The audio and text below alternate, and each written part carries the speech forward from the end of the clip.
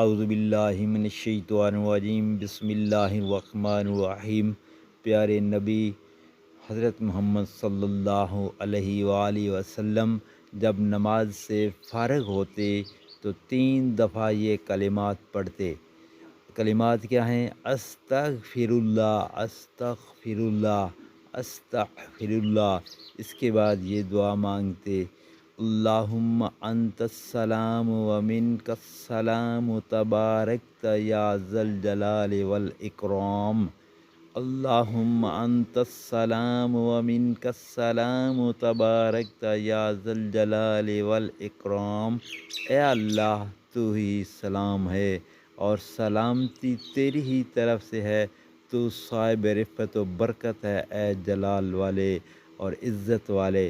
دوستو، دعا کو صدقے جاریہ کے طور پر آگے فارورڈ کریں اور میرے چینل کو سبسکرائب کر لیں۔